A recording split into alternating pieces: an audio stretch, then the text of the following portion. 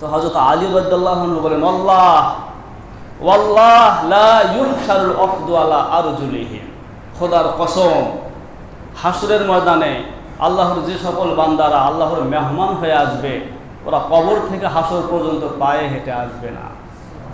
ওয়াল্লাহ লা ইউহশারুল আফদু আলা আরজুলিহিম, আল্লাহর মেহমানরা হাসরের ময়দানে পায়ে হেঁটে আসবে না। তো কিভাবে আসবে? আল্লাহ রাব্বুল আলামিন তার প্রত্যেক নেককার বান্দার কবরে নূরের সাওয়ারি, নূরের বাহন পাঠিয়ে দিবেন। বলেন সুবহানাল্লাহ।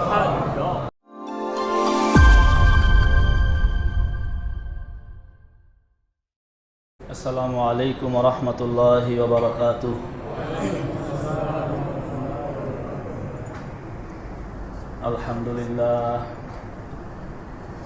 আলহামদুলিল্লাহ নাহমাদুহু ওয়া নাস্তাঈনুহু ওয়া নাস্তাগফিরুহু ওয়া নু'মিনু বিহি ওয়া নাতাওয়াক্কালু আলাইহি ওয়া নাউযু বিল্লাহি মিন শুরুরি আনফুসিনা ওয়া মিন সাইয়্যিআতি আ'মালিনা। মান ইয়াহদিহিল্লাহু ফালা মুদিল্লা লাহু ওয়া মান ইউদ্লিলহু ফালা হাদিয়া লাহু। وأشهد أن لا إله إلا الله وحده لا شريك له وأشهد أن محمدا عبده ورسوله الذي أرسله الله تعالى بالحق إلى الناس بشيرا ونذيرا وداعيا إلى الله بإذنه وسراجا منيرا. أما بعد فقد قال الله تعالى في كلامه المجيد وفرقانه الحميد: أعوذ بالله من الشيطان الرجيم. بسم الله الرحمن الرحيم. يوم نحشر المتقين إلى الرحمن وفدا ونسوق المجرمين إلى جهنم وردا لا يملكون الشفاعة إلا من اتخذ عند الرحمن عهدا. صدق الله العلي العظيم وصدق رسوله النبي الكريم ونحن على ذلك من الشاهدين والشاكرين. سبحانك لا علم لنا إلا ما علمتنا إنك أنت العليم الحكيم. সকলেই পড়ি, রব্বি জিদনি ইলমা, রব্বি জিদনি ইলমা, রব্বি জিদনি ইলমা, রব্বি ইশরাহ লি সাদরি ওয়া ইয়াসসির লি আমরি ওয়াহলুল উকদাতাম মিন লিসানি ইয়াফকাহু কওলি। সমস্ত প্রশংসা মহিয়ান গরিয়ান সেই মহান রব্বুল আলামিনের জন্য, যিনি আমাদেরকে মাগরিবের সালাত আদায় শেষে পৃথিবীর সবচেয়ে দামি এবং পবিত্র জায়গা মসজিদে সবথেকে দামি এবং পবিত্র কিতাব কোরআনে কারীমের তাফসিরের দরসে অল্প সময়ের জন্য বসার তৌফিক দান করলেন। এই জন্য আমরা সকলেই অন্তরের অন্তঃস্থল থেকে কালিমাতুশ শুকর এবং অসংখ্য অগণিত দরুদ ও সালাম বর্ষিত হোক সাইয়্যিদুল মুরসালিন খাতামুন নবিয়্যিন রাহমাতুল লিল আলামিন এর পবিত্র রূহের উপর, যার উম্মত হওয়ার পরম সৌভাগ্য আল্লাহ আমাদেরকে দান করেছেন। আমরা তার শানে সংক্ষেপে মহব্বতের সাথে দরুদ পাঠ করে সকলে বলি সাল্লাল্লাহু আলাইহি ওয়াসাল্লাম। মুহতারাম হাজিরিন, আমাদের ধারাবাহিক সাপ্তাহিক তাফসিরের আজকের আলোচ্য বিষয় সূরা মারইয়াম, রুকু নাম 6, আয়াত নাম 85 থেকে 87, মোট 3টি। সূরা মারইয়াম 6 নম্বর রুকু, আয়াত নাম 85 থেকে আয়াত নাম 87 পর্যন্ত মোট 3টি আয়াত। আল্লাহ রাব্বুল আলামিন তৌফিক দান করলে তিলাওয়াতকৃত আয়াতসহ মোট 3টি আয়াতের সরল অনুবাদ, সংক্ষিপ্ত ব্যাখ্যা ও শিক্ষা আমি আপনাদের সামনে সংক্ষেপে তুলে ধরার চেষ্টা করব ইনশাআল্লাহ। আমা তৌফিকি ইল্লা বিল্লাহিল আলিয়্যিল আযীম। মোহতারাম হাজিরিন, যেই 3 আয়াতের কথা আমি আজ বলছি, এই 3টা আয়াতের তাফসির মূলত গত শুক্রবার হওয়ার কথা ছিল। নামাজ সংক্রান্ত কিছু বিষয়ের আলোচনা হওয়ার কারণে আমাদের তাফসিরটা রয়ে গেছে, যে কারণে আজ আমরা এই 3টা আয়াতের তাফসির শুনব ইনশাআল্লাহ। যেই 3 আয়াত তিলাওয়াত করা হলো, এই 3 আয়াতে আল্লাহ রাব্বুল আলামিন, বরং এই 3 আয়াতের প্রথম 2 আয়াতে আল্লাহ রাব্বুল আলামিন যারা মুত্তাকিন, এই পার্থিব জগতে যারা পরকাল না দেখে, আখেরাত না দেখে, কিয়ামতের বিভীষিকাময় অবস্থা না দেখে, কেবল কোরআনে কারিম থেকে পড়ে পড়ে জেনে জেনে তারা সেগুলোকে ভয় করেছে, আল্লাহর সামনে জবাবদিহিতা আছে সেটাকে মাথায় রেখে আল্লাহর যাবতীয় বিধিবিধান পালন করেছেন, আল্লাহর নাফরমানি থেকে বিরত থেকেছেন, এক কথায় মুত্তাকিন। তাদের হাসর নাসর কেমন হবে? অন্যদিকে যারা মুজরিম, যারা অপরাধী, যারা নাফরমান, যারা আল্লাহর বিধান যথাযথ এই পার্থিব জগতে পালন করে নাই, এই পার্থিব জগতে থেকে যারা পরকালকে, আখেরাতকে ভয় করে নাই, আল্লাহর সামনে জবাবদিহিতা আছে এই চিন্তা যারা মাথায় রাখে নাই, এক কথায় মুজরিম, অপরাধী, তাদের হাসর নাসর কেমন হবে সেটাই মূলত আল্লাহ রাব্বুল আলামিন 85 এবং 86 এই 2 আয়াতে খুব সংক্ষেপে তুলে ধরেছেন। 85 নম্বর আয়াতে আল্লাহ তাআলা মুত্তাকিনদের হাসর নাসর কেমন হবে সেটা তুলে ধরেছেন। অনুবাদ করার আগে অনুবাদটাকে সহজ করার জন্য একটা উদাহরণ দেই। বাস্তবসম্মত কথা, সেটা হচ্ছে যখন আমাদের বাড়িতে কোনো মেহমান আসে, অতিথি আসে, যদি খুব কাছের, খুব আপনজন কোনো মেহমান আসে, তখন আমরা কি করি? আমাদের সাধ্যের ভিতরে থেকে সর্বোচ্চ আমার ওই আগত মেহমানকে ভালো রাখার চেষ্টা করি, তাই তো? তার খাবার দাবার থেকে শুরু করে তার খাওয়া নেওয়া, শোয়া, সব কিছুই যেন আরামদায়ক হয়, কোথাও কোনো রকমের যেন কষ্ট না হয়, আমরা সর্বোচ্চ চেষ্টা করি আমার মেহমানকে ভালো রাখার।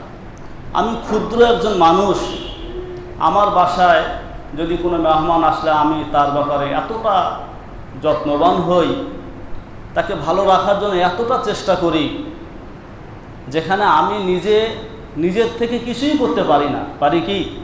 আমার প্রত্যেকটা কাজ আল্লাহর সাহায্যে হয়। তো আল্লাহর সাহায্য চেয়েছে, আল্লাহর সাহায্য নিয়ে আমি আমার ক্ষুদ্র মানুষ হিসাবে আমার বাড়িতে আসা মেহমানটাকে যদি ভালো রাখার চেষ্টা করি, তাহলে যারা নাকি স্বয়ং আল্লাহ রাব্বুল আলামিনের মেহমান হয়ে আসবেন, আল্লাহ তাআলা যিনি কুন বললেই সব কিছু হয়ে যায়, তিনি তার মেহমানকে কতটা ভালো রাখবেন, এইটা কি কোনো ভাষা দিয়ে বোঝানো সম্ভব? এক কথায় যারা মুত্তাকিন, যারা পরহেজগার, তারা হাসর নাসর কিয়ামতের ময়দানে আসবে আল্লাহর মেহমান হয়ে। কি হয়ে? আল্লাহর মেহমান হয়ে। কাজেই তাদের ব্যাপারে আর কিছুই বলার নাই। মূলত আমরা কিয়ামত দিবস সম্পর্কে বিভীষিকাময় অবস্থা, নানান ধরনের যে কথাগুলো আমরা শুনি, যে সেখানে মহিলাদের গর্ভপাত হয়ে যাবে, মানুষগুলোকে নেশাগ্রস্ত মনে হবে, পাহাড়গুলো একদম তুলার মতো উঠতে থাকবে, এই হাসর নাসর, এই বিভীষিকাময় অবস্থাটা যারা মুজরিম তাদের জন্যে, যারা মুত্তাকি তাদের জন্যে নয়। অর্থাৎ মুত্তাকিদের জন্য হাসর নাসর নাই। মুত্তাকিরা হাসর নাসরে আসবে আল্লাহর মেহমান হয়ে। কি হয়ে? কিয়ামতের কোনো কষ্টই তাদেরকে ছোবে না। তো আল্লাহ তাআলা সেটাই এখানে বলছেন, ইয়াওমা নাহশুরুল মুত্তাকিনা ইলার রাহমানি ওয়াফদা।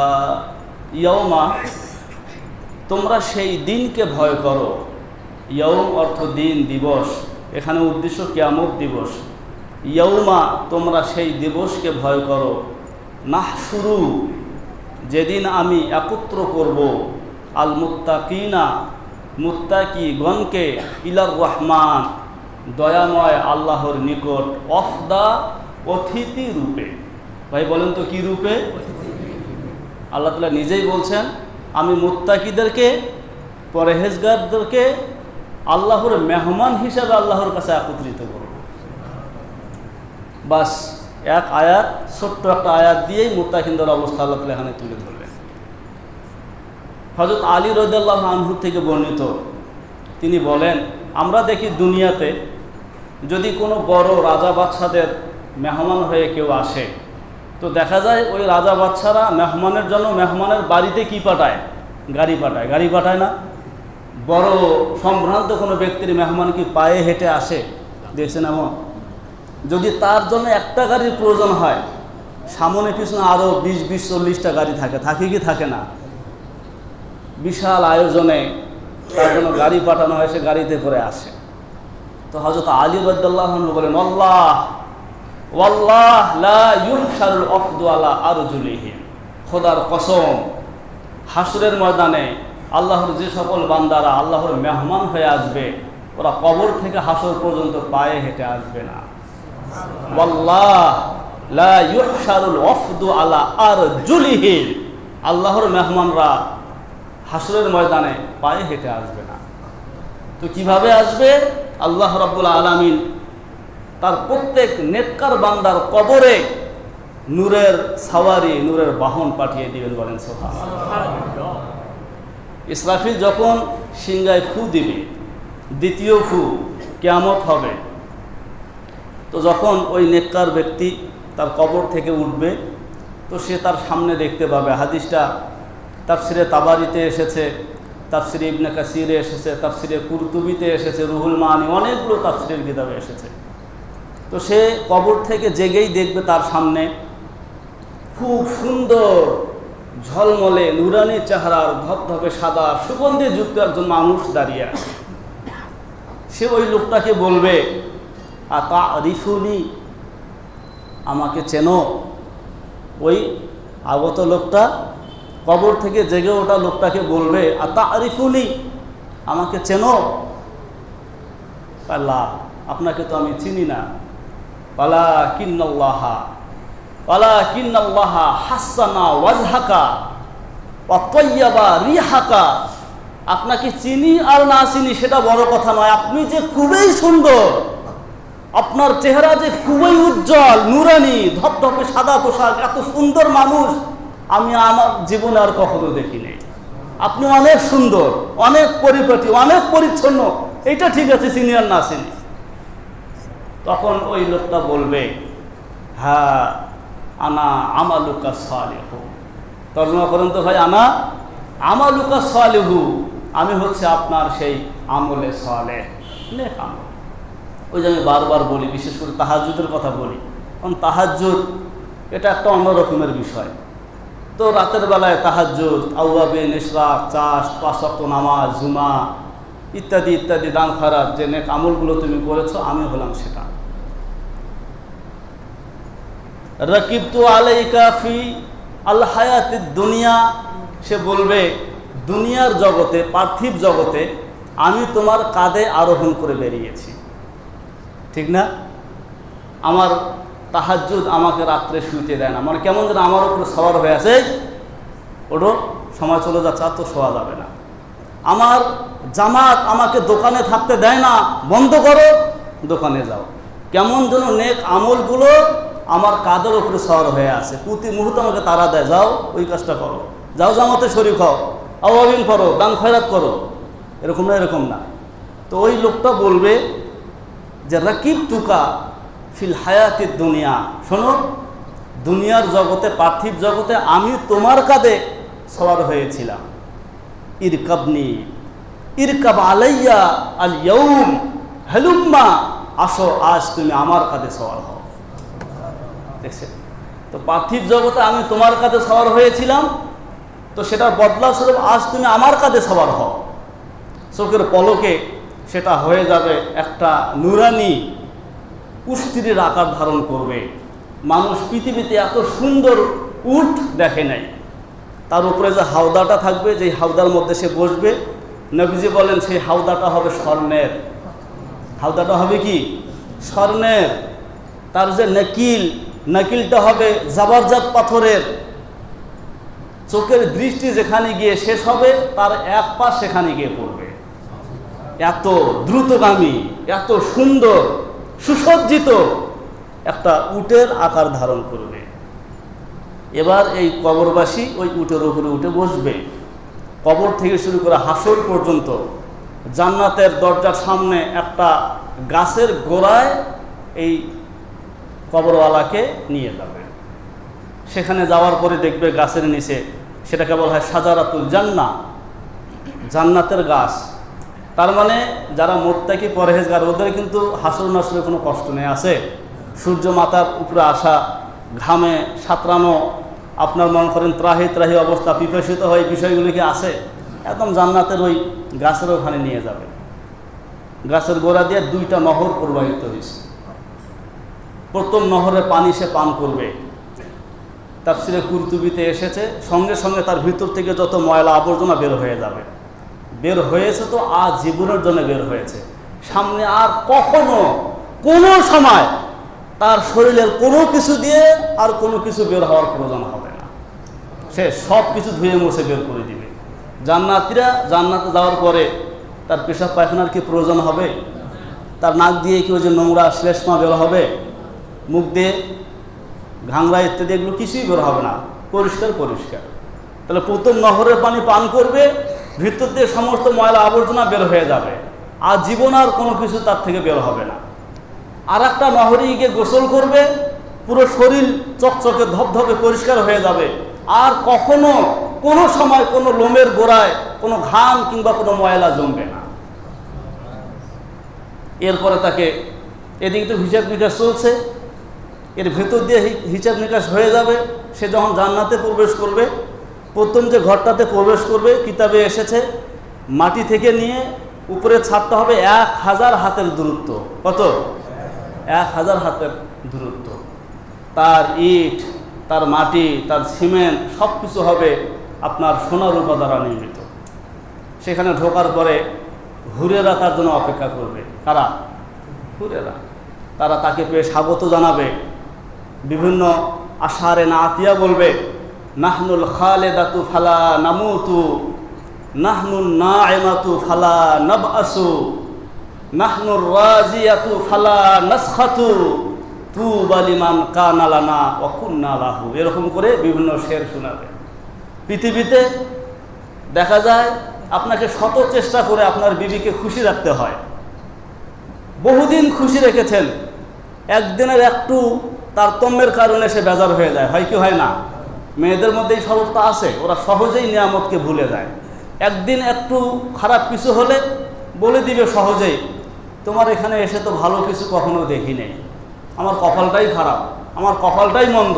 এটা নবীজির কথা। মহিলাদের এটা স্বভাব, তারা কুফরানে নিয়ামত, তারা স্বামীর নিয়ামতকে তারা অস্বীকার করে। ওরা প্রথম দিনেই বলে দিবে নাহনুর রাজিয়াত, শোনো আমরা আজ আগামীকাল পরশু তরশু জীবনের জন্যে রাজিয়াত, আপনার প্রতি সন্তুষ্ট। আমরা কখনোই আপনার প্রতি কোনো কিছুতে নারাজ অসন্তুষ্ট হব না। নায়েমাতু, আমরা যে আল্লাহ প্রদত্ত তোমার জন্য নিয়ামত, এই নিয়ামত কখনো শেষ হবে না, ক্ষয় হবে না, পুরান হবে না, নষ্ট হবে না, এটা আজীবনের জন্যে। নাহনুল খালেদাত ফালা নামুতু, আমরা সব সময়ের জন্য আসি, আমাদের কখনো মৃত্যু স্পর্শ করবে না। এরপরে তো আরো বহু ঘটনা, পাখির গোশত আসবে, আরো কত কিছু, বহু হাদিসে এসেছে সেগুলো।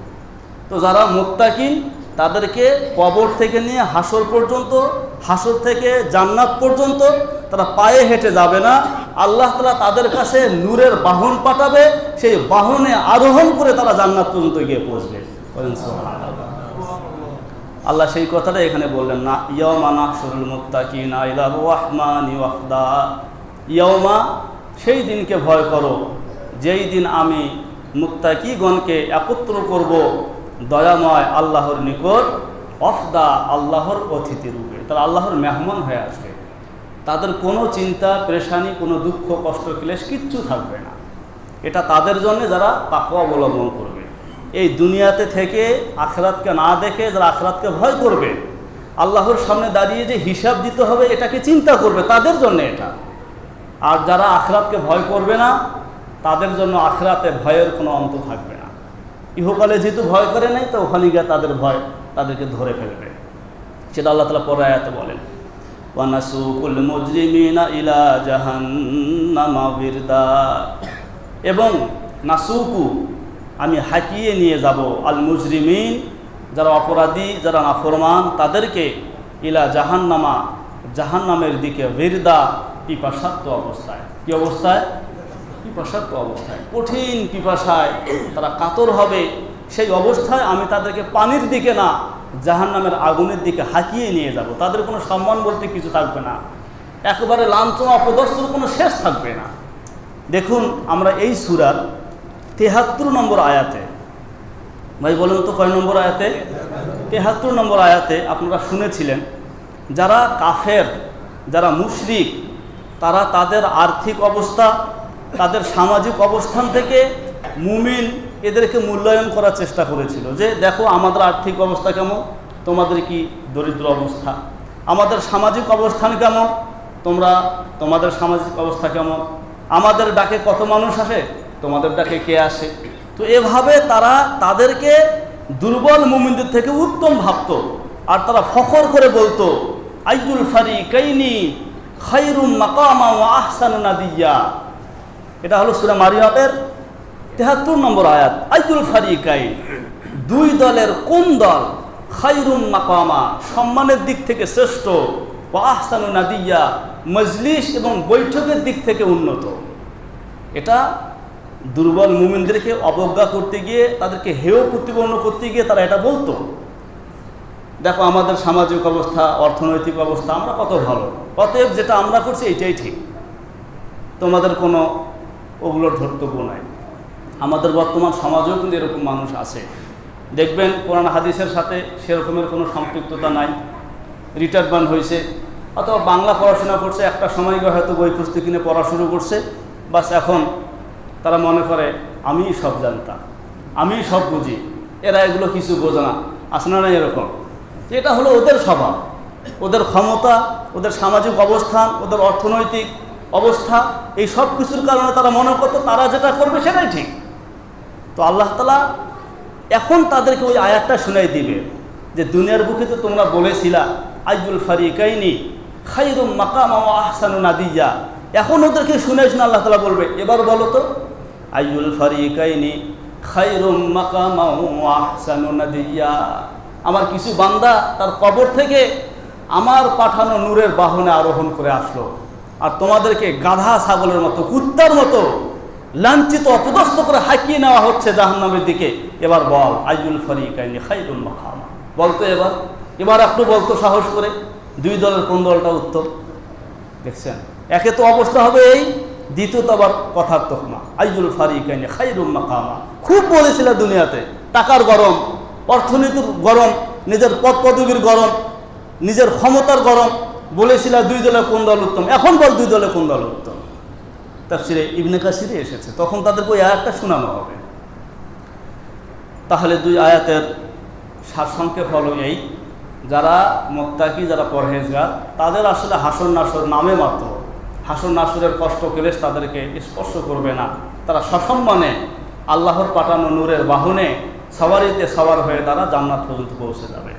অপরদিকে যারা জাহান্নামী, জাহান্নামের কিয়ামতের ময়দানের যত বিভীষিকাময় অবস্থা আমরা কোরআন সুন্নাহ থেকে জেনেছি, করেছি, সবগুলো তাদের বেলায়, সবগুলো 50,000 বছরের সমান হবে তাদের জন্যে। মুমিন মুত্তাকিদের জন্য সেটা হবে এক ওয়াক্ত নামাজ আদায় করার সময়ের সময়, এত ছোট হবে। তাহলে কিয়ামত বলতে কিছু তারা বুঝলো। এবার আসুন আল্লাহ তাআলা সর্বশেষ আয়াতে যে কথাটা বলছেন, লা ইয়ামলিকুনা শাফাআতা ইল্লা মান ইত্তাখাযা ইনদার রাহমানি আহদা। আল্লাহ তাআলা বলেন, সেদিন যারা কাফের মুজরিম, লা ইয়ামলিকুনা, তারা ক্ষমতা রাখবে না, আর শাফাআতা কারোর জন্য সুপারিশ করা, বলেন ইয়াউমা লা ইয়ামলিকুনা শাফাআ, সেদিন তারা কারো জন্য সুপারিশ করার ক্ষমতা রাখবে না। কেউ তাদের জন্য করতে পারবে না, তারাও কারো জন্য করতে পারবে না। হ্যাঁ, কারা করতে পারবে? ইল্লা মান ইত্তাখাযা ইনদার রাহমানি আহদা, ইল্লা মান, তারা ছাড়া, ইত্তাখাযা, যারা গ্রহণ করেছে, ইনদার রহমান, দয়াময় আল্লাহর নিকট হতে, আহদান, প্রতিশ্রুতি, যারা সুপারিশের প্রতিশ্রুতি গ্রহণ করেছে, তারা ছাড়া সেদিন আর কেউ কারো জন্য সুপারিশ করার অনুমতি পাবে না। এখন কথা হচ্ছে, সেদিন সুপারিশ করার অনুমতি কারা পাবে? কারাই প্রতিশ্রুতি গ্রহণ করেছে? হযরত আব্দুল্লাহ ইবনে মাসউদ রাদিয়াল্লাহু তাআলা আনহু তাফসিরে ইবনে কাসিরে এসেছে এই আয়াতের ব্যাখ্যায়। তিনি একবার এই আয়াতটা তিলাওয়াত করলেন এবং বললেন, দেখো তোমরা আল্লাহর কাছ থেকে প্রতিশ্রুতি গ্রহণ করো, কেননা যারা আল্লাহর কাছ থেকে প্রতিশ্রুতি গ্রহণ করেছে, কিয়ামতের দিন আল্লাহ তাআলা তাদেরকে ডেকে বলবেন, তোমরা জান্নাতে যাও। তোমরা কোথায় যাও? জান্নাতে যাও। এবং তোমাদের পরিচিত যারা আছে তাদের জন্য সুপারিশ করে তাদেরকেও জান্নাতে নিয়ে যাও। অতএব তোমরা আল্লাহর কাছ থেকে প্রতিশ্রুতি গ্রহণ করো। তো উপস্থিত লোকেরা হযরত আব্দুল্লাহ ইবনে মাসউদ রাদিয়াল্লাহু তাআলা আনহুকে বললেন, আমরা আল্লাহর কাছ থেকে কিভাবে প্রতিশ্রুতি গ্রহণ করব? তখন তিনি বললেন, তোমরা এই দোয়াটা পড়ো, নবীজির শেখানো এই দোয়াটা পড়ো। দোয়াটা কি? আল্লাহুম্মা ফাতিরাস সামাওয়াতি ওয়াল আরদ। মানে এই দোয়াটা শুধু পড়লে, মুখস্থ করলেই হবে না, এটাকে বাস্তবায়ন করতে হবে। আমরা অনেক জিনিস একভাবে বুঝি, আসলে নবী রাসূল আরেকভাবে বুঝাইছেন। যেমন একটা কথা আছে না, যারা কোরআন হেফজ করে, যারা কি করে? কোরআন হেফজ করে, কোরআন মুখস্থ করে, তাদের জন্য এই সুবিধা থাকবে, বা তারা এদেরকে সুপারিশ করে জান্নাতে নিয়ে যাবে। এখন কথা হচ্ছে, কোরআন হেফাজত করা মানে কি? শুধু কোরআনটা শুরু থেকে শেষ পর্যন্ত মুখস্থ করে হেফাজত করা, এটাও হেফাজত। কেবল কি এই হেফাজতের কথাই বলা হয়েছে? ভাই কথা বুঝতেছেন আমার? এটাও হেফাজত, কিন্তু শুধু এতটুকু হেফাজতের কথা বলা হয় নাই, বরং কোরআনের হেফাজত এর অর্থ যেমন হচ্ছে পুরো কোরআনটাকে মুখস্থ রাখা, নিজের বক্ষে সেটাকে সংরক্ষণ করা, ঠিক তেমনিভাবে কোরআনের অর্থ মর্ম সেটাকে সংরক্ষণ করা। একইভাবে যেই আয়াতের যেই অর্থ দিয়ে যেই কথা বোঝানো হয়েছে, অর্থাৎ যেই আয়াত যেই বার্তা আমাদেরকে দিয়েছেন, সেটাকে বাস্তব জীবনে বাস্তবায়ন করা, এই তিনটা একসাথে হলে তখন কোরআনের হেফাজতকারী হয়। ওই ব্যক্তির জন্য এগুলা। তার মানে কোরআনের শুরু থেকে শেষ পর্যন্ত যেখানে যেটা হালাল, যেখানে যেটা হারাম, যেটা করতে বলা হয়েছে, যেটা ছাড়তে বলা হয়েছে, এই সব কিছু যখন কারোর মধ্যে পাওয়া যাবে, এইভাবে কেউ যদি কোরআনের অর্থ মর্ম এবং শব্দকে হেফাজত করে এবং সেটাকে বাস্তবায়ন করে, তাদের বেলায় সেটা। তো এখন আমি যে দোয়াটা আপনাদেরকে বলছি, এটাও এরকম যে এটা শুধু মুখস্থ করার নাম না, এই দোয়ার মধ্যে যেটা বলা হয়েছে সেটাকে বাস্তবায়ন করা, সেটা হচ্ছে আসল। দোয়াটা কি? আল্লাহুম্মা ফাতিরাস সামাওয়াতি ওয়াল আরদ। যদি কারো বাসায় তাফসীর ইবনে কাসির থাকে, খুলে এই আয়াতে দেখবেন, এই আয়াতের ব্যাখ্যার একদম শেষের দিকে এসে এই কথাটা আনা হয়েছে। হযরত আব্দুল্লাহ ইবনে মাসউদ থেকে বর্ণিত, আল্লাহুম্মা ফাতিরাস সামাওয়াতি ওয়াল আরদ আলিমাল গায়বি ওয়াশ শাহাদা। হে আল্লাহ, তুমি আসমান জমিনের স্রষ্টা, তুমি দৃশ্য অদৃশ্য সব কিছুর জ্ঞাতা। ইন্নী আহাদু ইলাইকা ফি হাযিহিল হায়াতিদ দুনিয়া। হে আল্লাহ, আমি আমার এই পার্থিব জীবনে আপনাকে দেওয়া প্রতিশ্রুতি বাস্তবায়ন করব। এমন কথা হচ্ছে, আল্লাহকে দেওয়া প্রতিশ্রুতি সেটা কোনটা? ওই যে আলমে আরওয়াহ, যেখানে আল্লাহ রাব্বুল আলামিন সমস্ত রূহকে একত্র করে বলেছিলেন, আলাস্তু বি রব্বিকুম, আমি কি তোমাদের রব নই? তখন আমরা সবাই একসাথে স্বীকারোক্তি দিয়েছি, প্রতিশ্রুতি দিয়েছি, ক্বালু বালা। কি বলেছিলাম? হ্যাঁ, আপনি আমার রব। সুতরাং আমরা যখন আল্লাহকে রব হিসাবে মেনে নিয়েছি, সুতরাং তখন কি করা দরকার, এটা আমি আমার বাস্তব জীবনে যখন করব, তখন আল্লাহর পক্ষ থেকে আমার এই প্রতিশ্রুতি নেওয়া হবে যে আমি কিয়ামতের দিবসে কারো জন্য সুপারিশ করতে পারবো, আর নিজে কোথায় যাব? জান্নাতে যাব। তো সেটাই বলতেছে, ইন্নী আহাদু ইলাইকা ফি হাযিল হায়াতিদ দুনিয়া। হে আল্লাহ, আমি এই পার্থিব জীবনে আপনাকে দেওয়া ওই প্রতিশ্রুতি বাস্তবায়ন করব, সেই তৌফিক আপনি আমাকে দান করেন। এবার বলতেছেন, ইন্নাকা ইন তাকিলনি ইলা আমালি ইন্নাকা ইন তাকিলনি ইলা আমালি ইউকাররিবুনি ইলা শাররি ওয়া ইউবাইদুনি মিনাল খাইরি। হে আল্লাহ, আমি তো আপনার সমস্ত বিধান পালন করে যাব, কিন্তু এই জায়গায় যদি আপনি আমাকে আমার কাজের উপরে সুপুর্দ করেন, যদি আমার কোনো কাজ করতে গিয়ে সেখানে আপনার রহমত না থাকে, আপনার দয়ার তৌফিক না থাকে, আমার আমল আমাকে খারাপের দিকে নেবে, কল্যাণ থেকে দূরে রাখবে। অতএব আমি আমার বাস্তব জীবনে যেটা করব সেটাতে যেন আপনার রহম আর করম থাকে। আপনার দয়া ছাড়া আমি যেটা করব সেটা আমাকে বিপদগামী করবে, আমাকে সরল পথে নিয়ে যাবে না।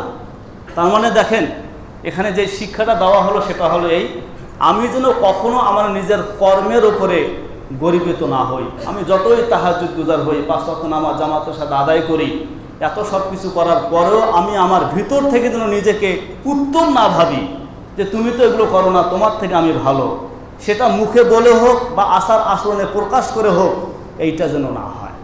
কারণ সে আজ এগুলো করছে না, হতে পারে আমার আগেই সে জান্নাতে চলে যাবে, আল্লাহ তার জন্য এরকম রাস্তা খুলে দিবেন। কারণ সমস্ত ক্ষমতা তো কার হাতে? আল্লাহর হাতে।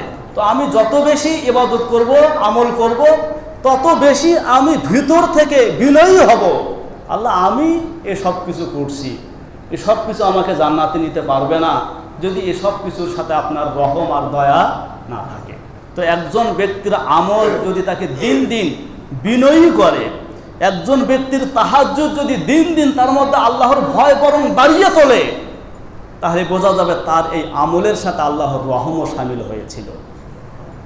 আর যদি আমার আমল আমাকে অহংকারী করে তোলে, আমি ভালো এই মানসিকতা যদি আমার ভিতরে তৈরি করতে থাকে, আপনি নিশ্চিত হন আপনার এই আমল আপনাকে ভালোর দিকে নিচ্ছে না, বরং খারাপ কিছুর দিকে নিচ্ছে। কষ্ট হবে আপনার এগুলো করে, বেকার যাবে। এজন্য দোয়া করতে হবে, আল্লাহুম্মা ইন্নাকা ইন তাকিলনি ইলা আমালি ইউকাররিবুনি ইলা শার ওয়া ইউবাইদুনি মিনাল খাইরি। হে আল্লাহ, যদি আপনি আমাকে আমার কাজের উপরে ছেড়ে দেন, আমি বিপদগামী হব। অতএব আপনি আপনার দয়া দ্বারা আমাকে নিয়ন্ত্রণ করেন। বলেন, আপনি আপনার দয়া দ্বারা আমাকে নিয়ন্ত্রণ করেন। আল্লাহর দয়া যদি আমরা নিয়ন্ত্রিত হই তাহলে ঠিক আছে। আল্লাহুম্মা ইন্নী লা আসিকু ইল্লা বিরাহমাতিক। হে আল্লাহ, আপনার রহমতের প্রতি আমাদের আশা। হে আল্লাহ, আপনার রহমতের প্রতি আমাদের আশা। ফাজআলনি ইনদাকা আহদান তুওয়াদ্দিহি ইলাইয়া ইয়াওমাল কিয়ামা ফাইন্নাকা লা তুখলিফুল মিআদ। আল্লাহ, আপনি আমাকে প্রতিশ্রুতি দেন, যেই প্রতিশ্রুতি আপনি কিয়ামত দিবসে পূরণ করবেন। আপনি তো আপনার প্রতিশ্রুতি ভঙ্গ করেন না। এই যে প্রতিশ্রুতি দেওয়া হলো, এটাই হচ্ছে ওই শাফাআতের প্রতিশ্রুতি। কথা কি বুঝে আসছে? আলোচনা শেষের দিকে চলে আসছে। তো আল্লাহ তাআলা বলেন, লা ইয়ামলিকুনা শাফাআ, সুপারিশের মালিক কেউ হবে না, ইল্লা মানিত্তাখাযা ইনদার রহমানি আহদা, তারা ছাড়া যারা দয়াময় আল্লাহর নিকট হতে প্রতিশ্রুতি গ্রহণ করেছে। আয়াতের অনুবাদ শেষ হয়েছে। এখন আমি শুধু আপনাদের সুপারিশ সংক্রান্ত কিছু কথা বলে শেষ করে দিচ্ছি। শাফাআত সম্পর্কে প্রথম কথা হচ্ছে, আহলুস সুন্নাহ ওয়াল জামাতের আকীদা বিশ্বাস হলো কিয়ামত দিবসে শাফাআত চলবে। ভাই বলেন সবাই একসাথে, শাফাআত চলবে। আল্লাহ তাআলা তার প্রিয় বান্দাদেরকে শাফাআতের অনুমতি দিবেন। তারা তাদের মন মতো, যারা শিরিক করে নাই, এরকম কাউকে সুপারিশ করে জান্নাতে নিতে পারবে। মানে শাফাআত আছে, কেউ কারো জন্য সুপারিশ করবে, এটা সত্য। এটা হলো আহলে সুন্নাহ ওয়াল জামাতের আকীদা বিশ্বাস। তাহলে বলেন তো, কিয়ামত দিবসে শাফাআত আছে না নাই? আছে। এবার আসুন, এই যে শাফাআতের কথা বলা হলো, এটার মোট 5টা প্রকার হতে পারে। বলেন কয়টা প্রকার হতে পারে? মানে যারাই যার জন্য সুপারিশ করুক, এই সুপারিশটা 5টা প্রকারের মধ্যে সীমাবদ্ধ। ভাই বলেন কয়টার মধ্যে? 5টার মধ্যে। প্রথম শাফাআত হবে হিসাব নিকাশের জন্যে। বলেন তো কিসের জন্যে? আপনি বুখারী, মুসলিম, সিয়াসতের কিতাবগুলো খুলে দেখবেন, কিয়ামত দিবস শুরু হবে, বছরের পর বছর, বছরের পর বছর চলে যাবে, আল্লাহ তাআলা হিসাব নিকাশ শুরু করবেন না। এটা কি মুত্তাকিনদের জন্যে? কাদের জন্যে? যারা মুজরিম, অপরাধী, তাদের জন্যে। কারণ মুত্তাকিদের অবস্থা তো আপনাকে বলাই হলো। তো হাজার হাজার বছর চলে যাবে, 50,000 বছর, তো হিসাব নিকাশ শুরু হবে না। তখন তারা ব্যতিব্যস্ত হয়ে হযরত আদমের কাছে যাবে, আপনি তো প্রথম নবী, একটু সুপারিশ করেন, আল্লাহ তাআলা অন্তত হিসাব নিকাশটা শুরু করুন, আমরা তো ঝুলে আছি। জান্নাত না জাহান্নাম ফায়সালা যেটা হয় হোক, অন্তত একটা ফায়সালা হোক। ঝুলে থাকাটা কষ্টের না, হিসাব নিকাশটা শুরু হোক। আদমের কাছে যাবে, ঈসার কাছে যাবে, মূসার কাছে যাবে, কেউ রাজি হবে না। সর্বশেষ কার কাছে আসবে? মুহাম্মদ আরবি। সবাই বলেন একসাথে সাল্লাল্লাহু আলাইহি ওয়াসাল্লাম তার কাছে আসবে। এবার তিনি আরশের নিচে সাজদায় লুটিয়ে পড়বেন, আল্লাহর প্রশংসা করবেন, এত প্রশংসা করবেন যেগুলো আল্লাহ রাসূলকে শিক্ষা দিবেন সেদিন। নবীজি বলেন, এর আগে আমি এরকম প্রশংসা বাণী কখনো জানতামও না, আল্লাহ আমাকে শিক্ষা দিবেন আর আমি আল্লাহর শেখানো প্রশংসা বাণী আল্লাহর জন্য করব। তার মানে বোঝা যায় আল্লাহ প্রশংসা পছন্দ করেন। বলেন কি পছন্দ করেন? এই জন্য ভাই মানুষকে তেল না মারিয়া, মানুষের প্রশংসা বাদ দিয়ে সবার আগে আল্লাহর প্রশংসা শুরু করেন। বলেন আলহামদুলিল্লাহ। প্রশংসা কার জন্য হবে? আল্লাহর জন্য। তার সবচেয়ে বড় প্রমাণ আল্লাহ তাআলা নিজেই রাসূলকে শেখাবেন, এইভাবে আবার প্রশংসা করো। নবীজি ওইভাবে প্রশংসা করবে। আর এই প্রশংসা আল্লাহ তাআলা এত খুশি হবেন, বলবেন ইয়া মুহাম্মদ ইরফা রাসাক, মুহাম্মদ মাথা উঠান, সাল তুতা ওয়াশফা তুশাফা, আপনার যা চাবার চান দেওয়া হবে, যা সুপারিশ করার করেন, প্রত্যেকটা সুপারিশ কি করা হবে? কবুল করা হবে। তো নবী আলাইহিস সালামের এই সুপারিশের মাধ্যমে হিসাব নিকাশ কার্যক্রম শুরু হবে। কি শুরু হবে? হিসাব নিকাশ। এটা একমাত্র এই সুপারিশটা, এই শাফাআতটা কেবলমাত্র রসুলের সাথে খাস। বলেন কার সাথে? এই সুপারিশ করার অধিকার আর কারো থাকবে না। শুধু মাকামে মাহমুদের অধিকারী যিনি মুহাম্মদ আরবি, শুধু তিনি এই সুপারিশটা করতে পারবেন। এটা তার জন্যই খাস। এটা হলো একটা শাফাআতের প্রকার। শাফাআতের আর একটা প্রকার হলো নবীজি সাল্লাল্লাহু আলাইহি ওয়াসাল্লামের সুপারিশের মাধ্যমে আল্লাহ রাব্বুল আলামিন এই উম্মতের ৭০,০০০ উম্মতকে হিসাব ছাড়াই জান্নাত দান করবে। প্রত্যেকের চেহারা হবে সূর্যের আলোর মতো ঝলমলে। এই সুপারিশটাও কেবল রসুলের সাথে খাস। যখন নবীজি এই হাদিসটা শোনাচ্ছিলেন যে আমাকে এই অনুমতি দেওয়া হবে, আমার সুপারিশে ৭০,০০০ উম্মত জান্নাতে যাবে হিসাব ছাড়া, পাশে ছিলেন হযরত ওকাশা। বলেন নাম কি? ওকাশা। ওকাশা ইবনে মেহসান। তিনি বলেন ইয়া রাসূলুল্লাহ, আপনি দোয়া করেন আল্লাহ যেন আমাকে ওই ৭০,০০০-এর মধ্যে অন্তর্ভুক্ত করেন। দেখেন কোন সুযোগ চেয়ে পড়ছে। নবীজি সাথে সাথে বলে দিলেন ইয়া ওকাশা আনতা মিনহুম, ওকাশা তুমিও ওই ৭০,০০০-এর একজন। এরপরে আরেকজন আসছে, হুজুর আমার জন্য দোয়া করেন। কয় না, সবকত তো ওকাশা করেছেন, ওকাশা এই ব্যাপারে অগ্রগামী হয়েছেন, এই সিলসিলা আর চলবে না। তাহলে এটা আর একটা শাফাআতের প্রকার, যে হিসাব নিকাশ সারা ৭০,০০০ লোক কোথায় যাবে? জান্নাতে যাবে। শাফাআতের আর একটা প্রকার হলো হিসাব নিকাশ হবে যাদের জন্য জাহান্নাম বরাদ্দ হয়ে গেছে, এখনো জাহান্নামে যায় নাই, জাহান্নামে যাবে, ফয়সালা হয়ে গেছে। কিছু কিছু মানুষের সুপারিশের দ্বারা জাহান্নাম বরাদ্দ হয়ে গেছে, এমন কিছু জাহান্নামী কেউ আল্লাহ তাআলা জান্নাতে পৌঁছাই দিবেন। এটা হলো শাফাআতের তৃতীয় ক্যাটাগরি। এটা শুধু রসুলের জন্য না, এটা রাসূল, ফেরেশতা, সাধারণ মুমিন, আল্লাহওয়ালা, বুজুর্গ, সালিহিন, সোহাদা, এটা সবার জন্য। যে কোনো নেককার লোক এই সুপারিশটা করতে পারবে। কয়টা গেল? 3টা। 4 নম্বর, কিছু মানুষ জাহান্নামে চলে গেছে। তো জাহান্নামে যাওয়ার পরে আল্লাহ রাব্বুল আলামিন তার কিছু নেককার বান্দাদের দোয়ার বদৌলতে, যেমন ধরুন মুসলিম শরীফের বর্ণনা এসেছে, কিছু মুমিন বান্দারা বলবেন হে আল্লাহ, ইখওয়ানুনাল্লাযীনা ইউসাল্লুনা মা'ানা ওয়া ইয়াসুমুনা মা'ানা, দুনিয়াতে আমার কিছু ভাই ছিল যারা আমাদের সাথে দাঁড়িয়ে নামাজ পড়তো, রোজা রাখতো, আজ তো আমি তাদেরকে জান্নাতে দেখতে পাচ্ছি না, এরা কোথায়? তাই ওই যে জাহান্নামে যাও, বের করে নিয়ে আসো। বলেন সুবহানাল্লাহ। মুমিনরা জাহান্নামী লোকদেরকে জাহান্নাম থেকে বের করে নিয়ে আসবে, তাদের সেজদার জায়গাগুলো পুরবে না, নিয়ে আসবে। 4টা প্রকার গেল। আর একটা প্রকার হচ্ছে যারা জান্নাতে গেছে, জান্নাতে যাওয়ার পরে মনে করেন তার আমল দুর্বল,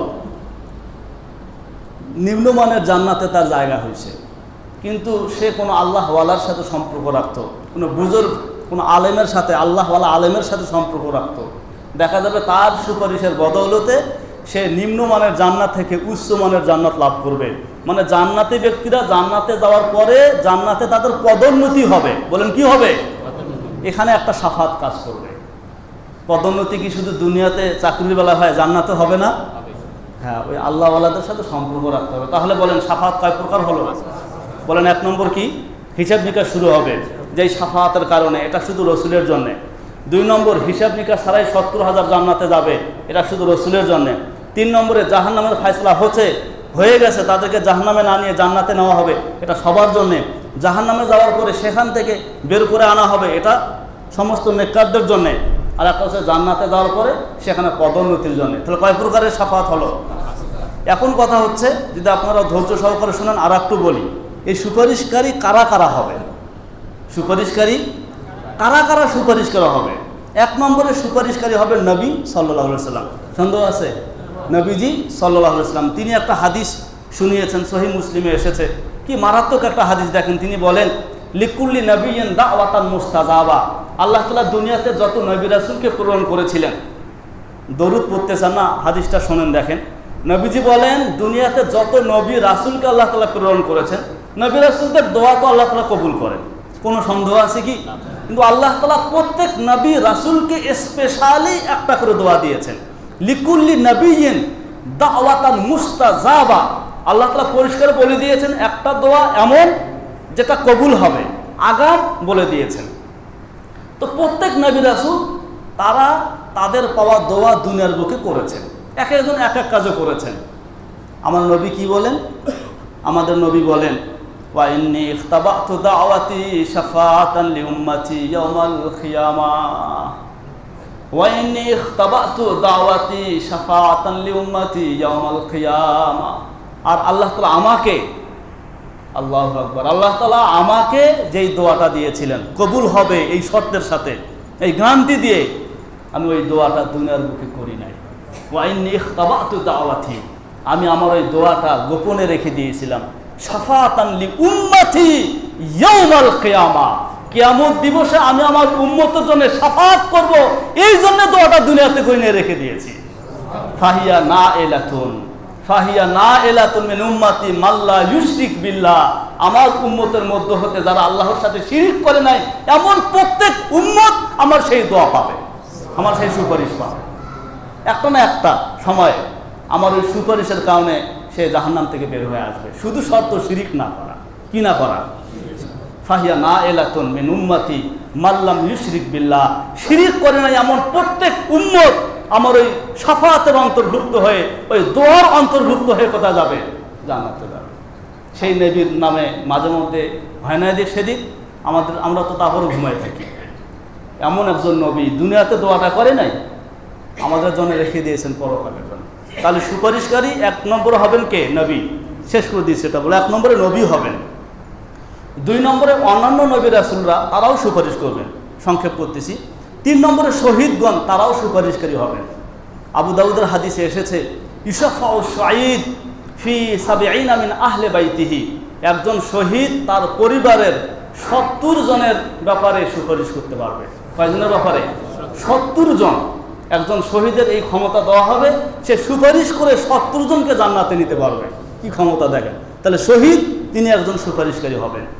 এরপরে যারা আল্লাহওয়ালা সালেহীন বুজুর্গ, তারা সুপারিশকারী হবে। একটু আগে হাদিস আমি আপনাদেরকে শোনালাম।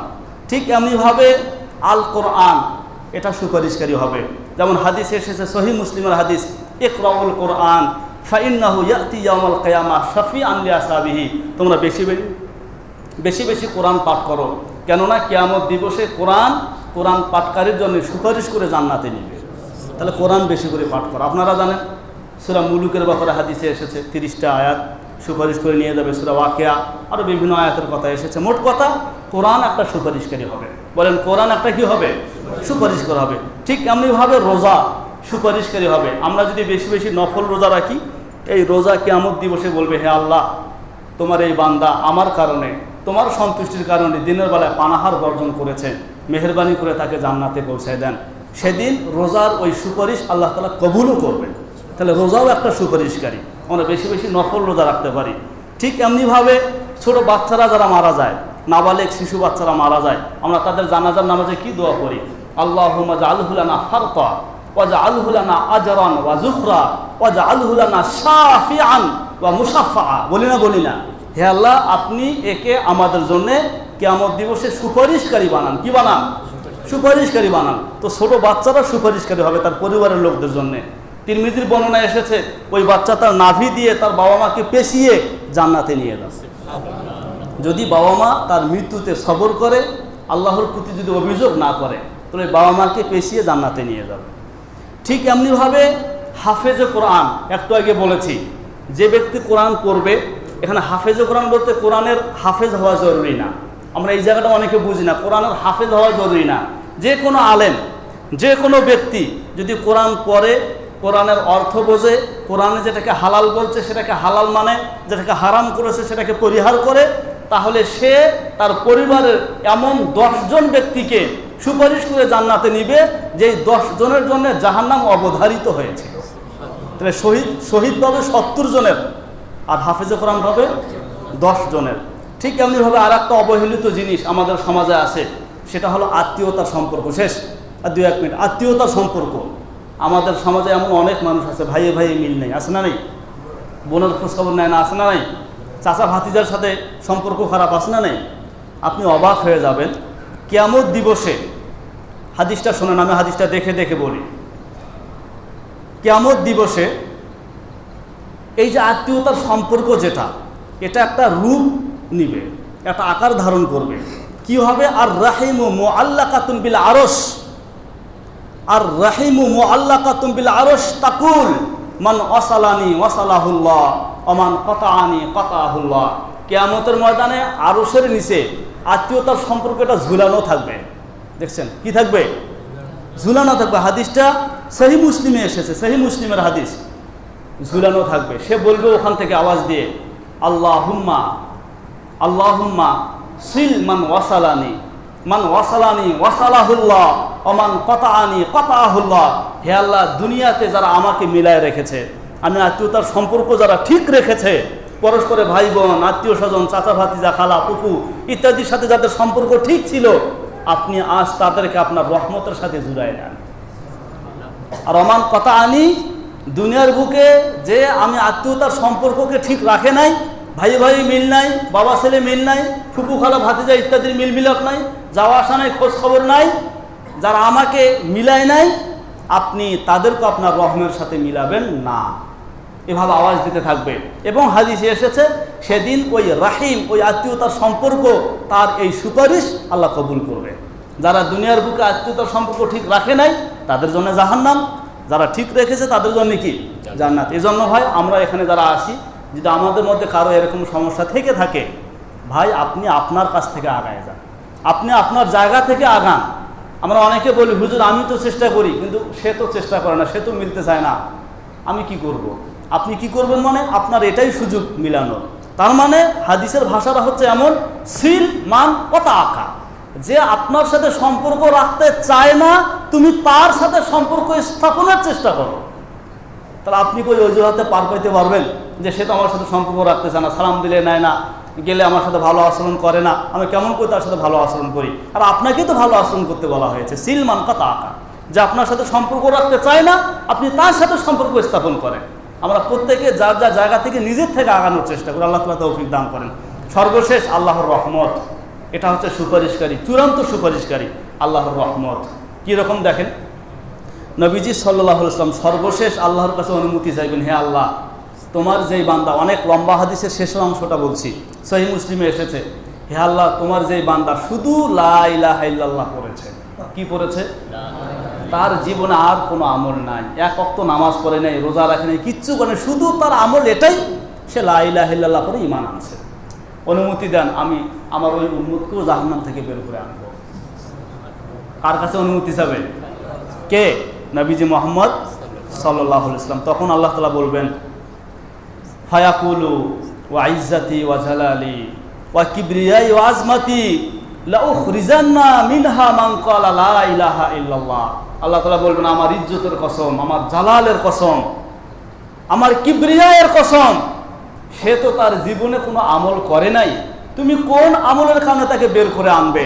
সে যতটুকুন করছে অতটুকুন কেবল আমার সাথে সম্পৃক্ত, সে শুধু লা ইলাহা ইল্লাল্লাহ বলেছে, অতএব আমি আমার ইজ্জতের কসম করে বলেছি, আমি আমার রহম দ্বারা আমার ওই বান্দাকেও জাহান্নাম থেকে নিষ্কৃতি দান করব। আল্লাহর রহমত এটা সর্বশেষ কাজ করবে তাদের বেলায় যারা শুধু লা ইলাহা ইল্লাল্লাহ পড়েছে আর কোনো আমল করে নাই। কিন্তু মনে রাখতে হবে সেটা বহু পরে, কি বহু পরে, জাহান্নামে বহু শাস্তি পাওয়ার পরে। সেটা শুধু লা ইলাহা ইল্লাল্লাহ পড়ে আল্লাহর রহমতের আশা বসে থাকলেও কিন্তু হবে না। আল্লাহ তার রহম দ্বারা বের করে আনবেন, কিন্তু অনেক পরে সেটা। তাহলে কি কি বিষয় সুপারিশ করা হবে আমরা এটা জানলাম।